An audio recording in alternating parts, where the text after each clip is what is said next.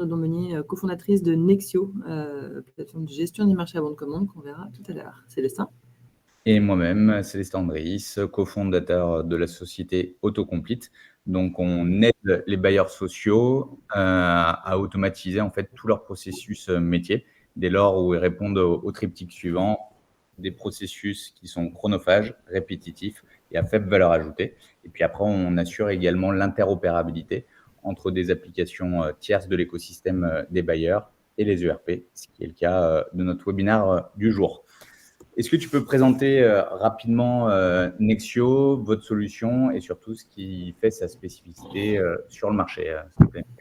Ouais, merci Célestin. Donc Nexio est vraiment la plateforme spécialisée dans la gestion et le suivi des marchés à bon de commande, des travaux d'entretien. Il faut savoir que c'est une plateforme biface. Côté entreprise, un logiciel métier complet pour que les entreprises suivent et gèrent tous leurs travaux d'entretien. Travaillent pour des bailleurs ou non d'ailleurs, même indépendamment des bailleurs. Et côté gestionnaire, donc vraiment le sujet dont on va parler aujourd'hui, une plateforme qui permet pas mal de cas d'usage, de savoir ce qui se passe sur le terrain, donc de remonter les informations des prestataires, qu'ils soient sur Nexio ou qu'ils soient sur un autre outil. On connecte potentiellement tous les outils modernes du marché, qui permet de créer des bons de commande facilement également, parce qu'on sait que dans les ERP, c'est pas tout le temps facile. Et puis qui permet également de faire les régularisations de commandes assez facilement. Donc, on est vraiment sur un sujet process. On vient faciliter, fluidifier les process chez vous et aussi entre vous et les prestataires. Et ce qui permet d'informer le locataire. Et il y a un vrai enjeu de satisfaction client, d'optimiser les engagements financiers. On sait que les blocages de budget ou les passages d'une année sur l'autre, ça peut être des sujets un peu délicats. Et puis d'avoir une vraie réactivité. Concrètement, on a schématisé. Donc, monsieur en violet, c'est un responsable de secteur gestionnaire, en fonction de comment vous les appelez chez vous. On vient connecter tous les prestataires, donc qu'ils soient sur Nexio ou pas. Et puis, de l'autre côté, on vient connecter votre système d'information. Donc, système d'information, l'outil des gestions des réclamations, éventuellement d'autres outils, et puis, évidemment, l'ERP. Et c'est là que ça se corse, parce que quand on veut écrire des engagements financiers dans des ERP, il y a certains ERP du marché chez certains éditeurs avec lesquels on peut avoir du web service, et il y en a d'autres, c'est un petit peu plus compliqué. Et c'est là où la RPA fait son apparition. Célestin, je te passe la parole, tu nous expliques un peu ce que c'est la RPA déjà. Ouais, merci pour tout. Donc en fait, la RPA, c'est un acronyme un petit peu barbare, tout simplement pour résumer Robotic Process Automation, ou en français, l'automatisation robotisée des processus. Donc en fait, ce qu'on va faire, c'est qu'on va mettre en place un assistant numérique qui va être en capacité de pouvoir exécuter tout ou une partie des tâches d'un processus métier. Donc en gros, on va simuler, ni plus ni moins, une action humaine, sauf qu'on va le faire beaucoup plus rapidement, avec une productivité accrue et des règles de gestion qui vont permettre d'avoir une fiabilisation de la donnée qui est intégrée dans vos différentes sources de votre SI. Donc, le terrain de jeu de la RPA, il est multiple. On peut l'utiliser, par exemple, pour faire de l'extraction de contenu via, par exemple, la fonction Document Understanding via de l'intelligence artificielle. On peut l'utiliser pour aller extraire de la donnée sur le web ou saisir des informations sur des sites gouvernementaux. On peut l'utiliser pour tout simplement se connecter, naviguer et faire de la saisie dans tout votre applicatif SI, plus des fonctions d'ordre d'archivage, de déplacement du fichier, de classification notamment en GED, ou encore, et c'est là vraiment le cœur du sujet, l'utiliser comme un facilitateur et donc un connecteur entre des applications tierces type Nexio et vos ERP qui sont pour certains d'entre eux un petit peu cadenassés et pour lequel il y a vraiment une exigence d'avoir en fait deux périmètres identiques. Je te laisse reprendre la main pour peut-être expliquer votre plateforme et un petit peu son fonctionnement. Et puis après, on verra plus en détail comment on opère pour s'interfacer sur les ERP. Donc là, vous avez deux captures et il y en a une autre qui vient page suivante pour vous montrer. Alors, on ne va pas balayer tous les champs, mais pour vous montrer en gros l'interface Nexio quand on crée une commande, sachant que je peux créer une commande directement dans Nexio. Je peux créer une commande en faisant d'un autre outil, notamment de la GRC.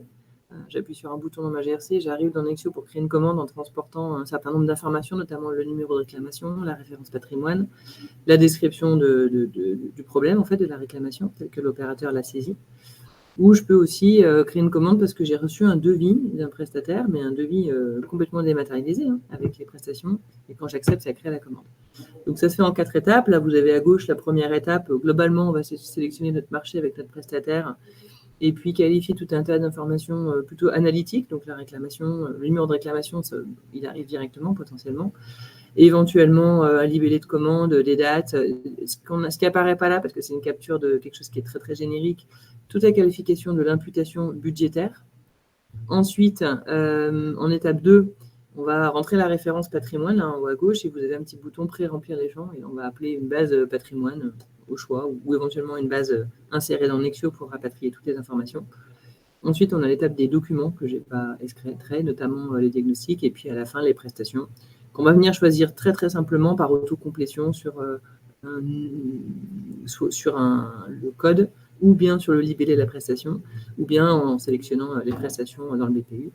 Et puis ensuite, la commande, on va appuyer sur un petit bouton qui est en bas à droite, là, qui s'appelle aujourd'hui « À prendre en compte ». Et c'est là où elle va partir sur un connecteur. Alors, soit un connecteur en direct, soit là, un connecteur vers le robot. Et le robot va traiter l'information.